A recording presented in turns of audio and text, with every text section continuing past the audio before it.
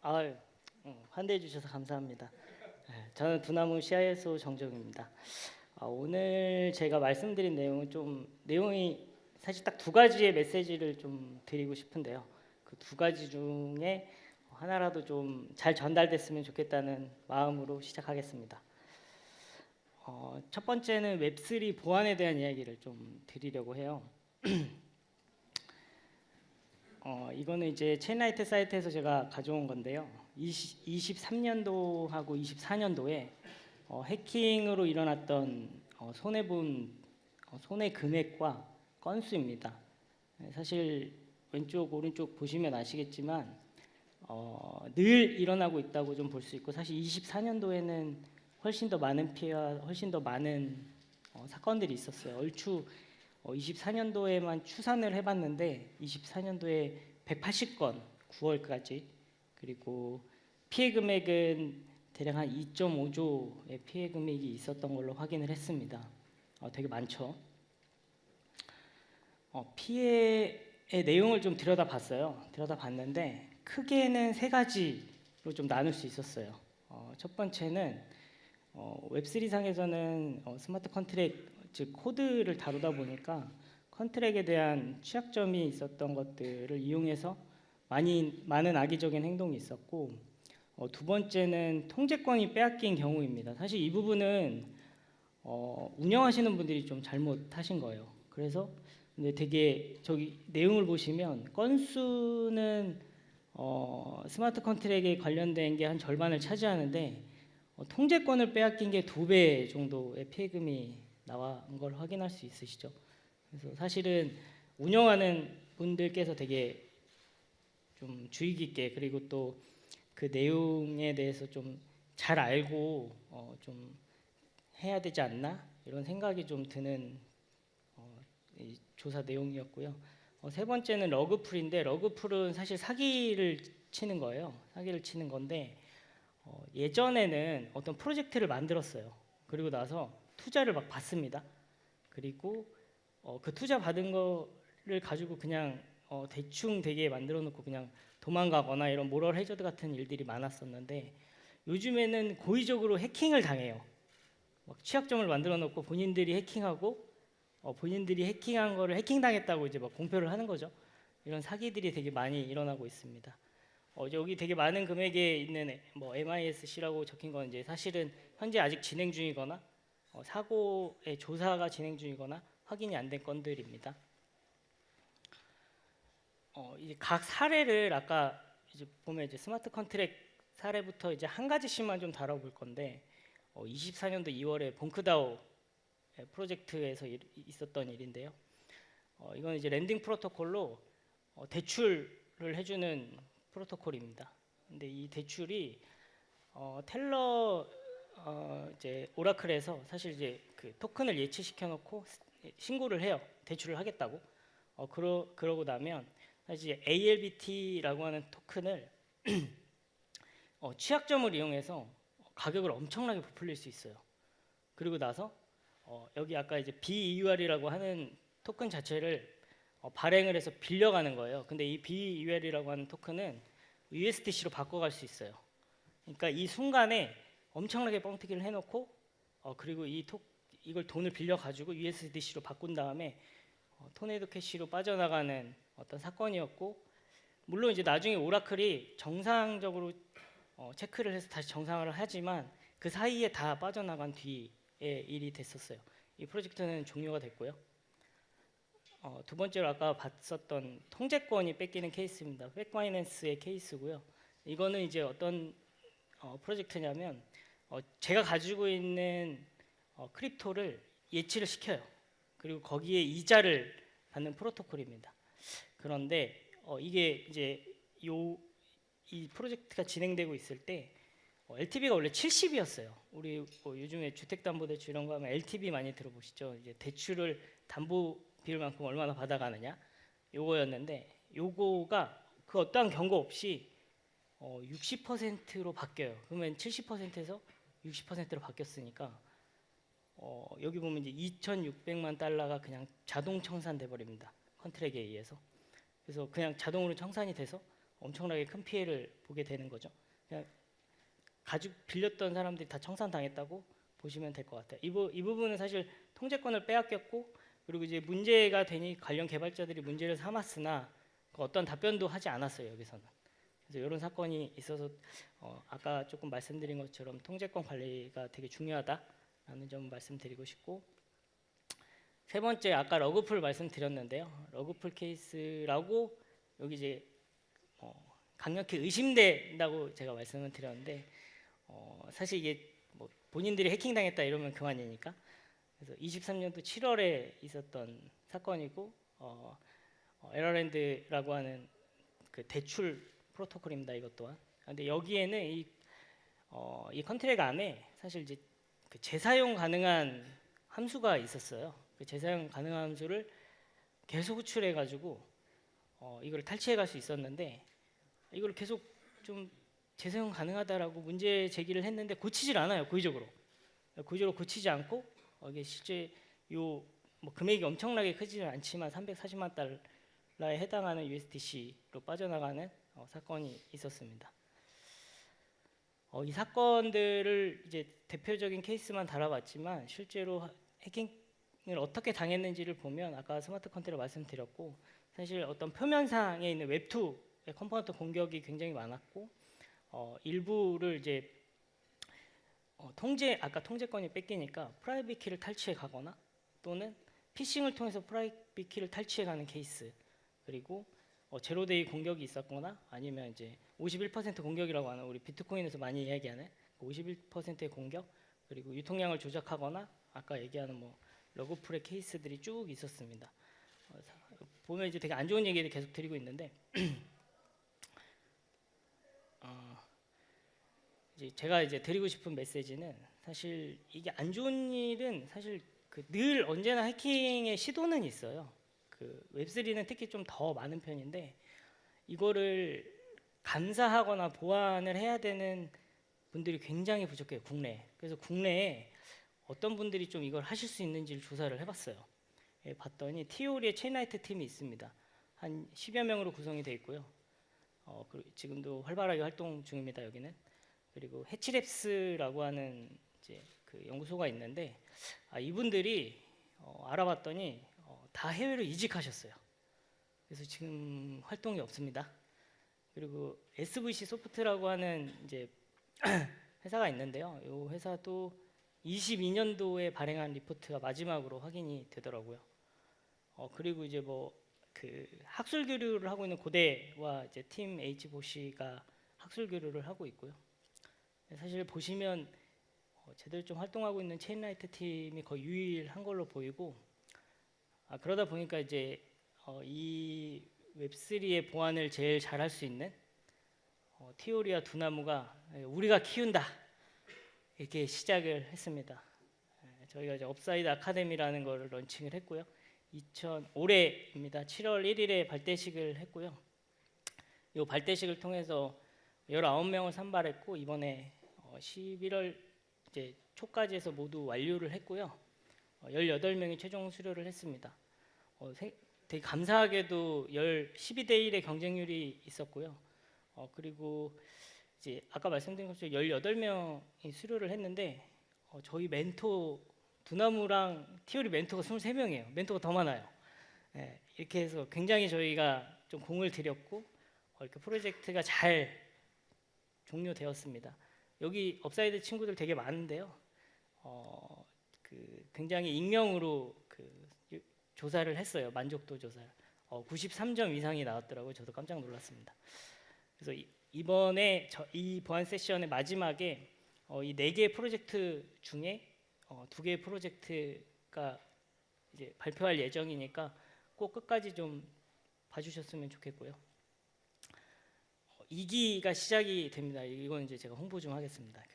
2기 저기 11월 4일부터 이제 모집을 시작했고요. 12월 2일까지 이제, 근데 지금 상태를 제가 보고 있는데 되게 많은 분들이 지원을 해주고 계세요. 그래서 우리 업사이드 아카데미 2기에는 사실 웹3 보안에 굉장히 좀 덕후 같은 분들이 좀 지원을 해주기를 바라면서 이 장표를 준비했습니다.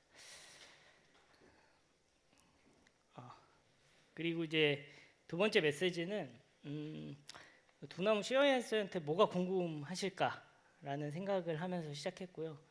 그래서 거래소 보안 쪽을 준비했습니다.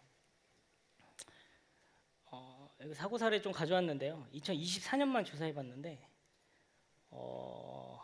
한국은 없어요. 다행히 기사 못 보셨을 거예요. 한국은 없고 해외가 좀 많은데요. 그 대략 보니까 한 1.2조 정도 탈취가 됐더라고요.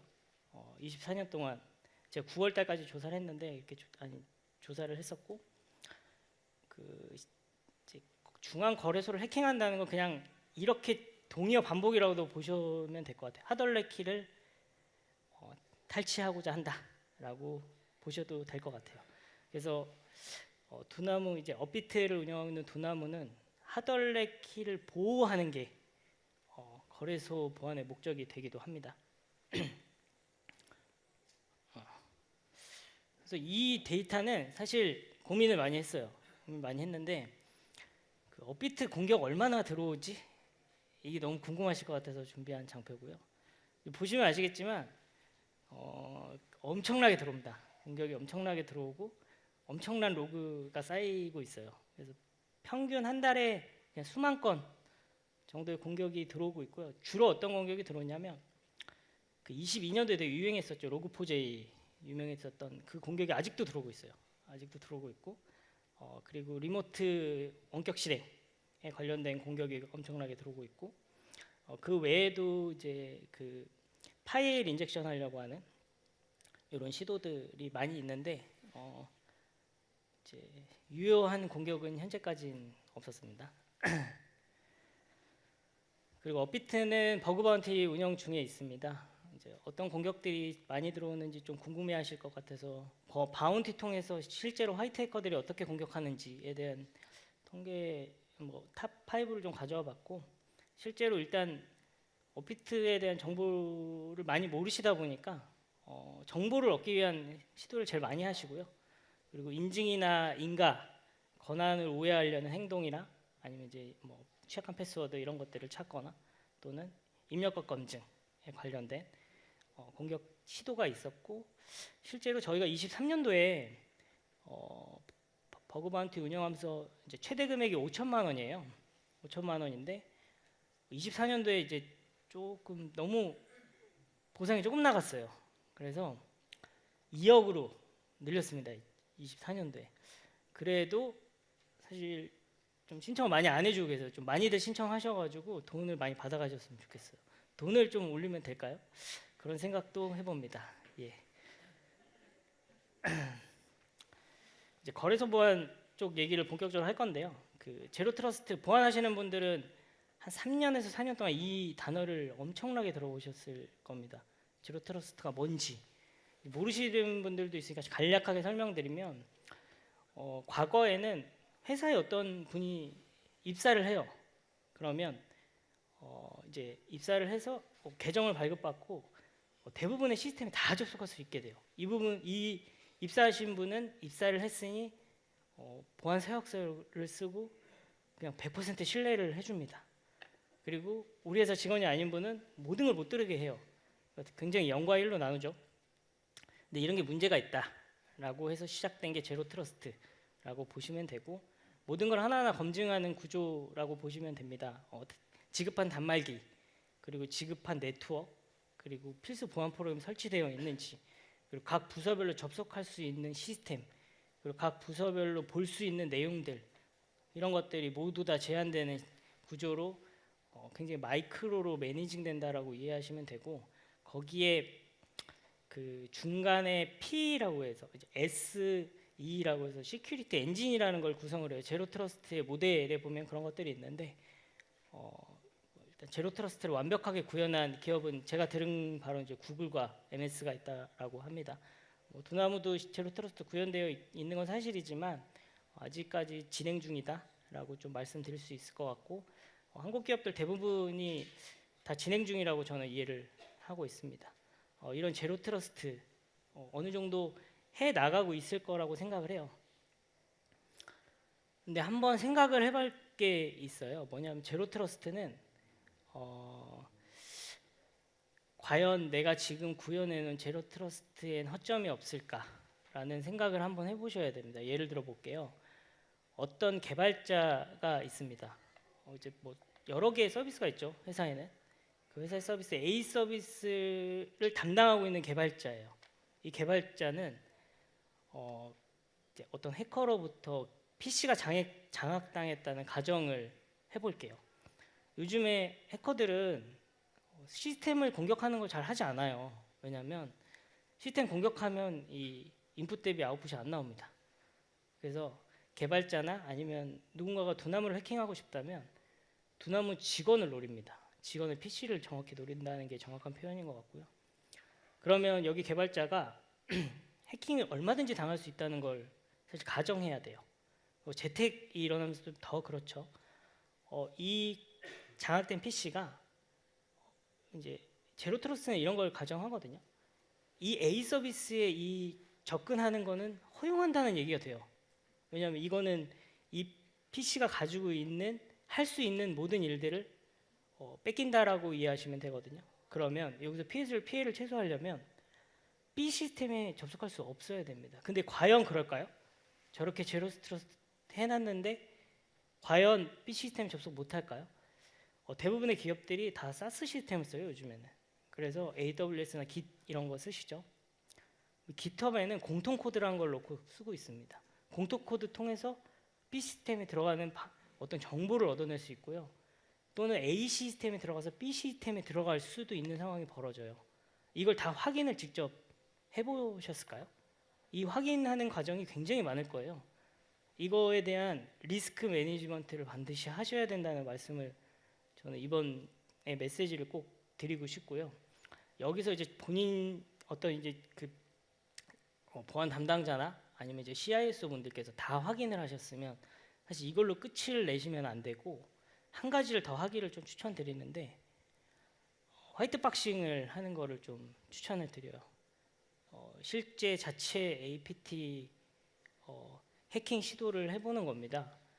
그래서 두나무는 이제 그 제가 여기 오기 전에 블라인드에 글을 하나 봤는데 요즘에 막 불장이라고 업비트 안전한 거 맞아? 막 이런 그 이제 블라인드를 봤거든요.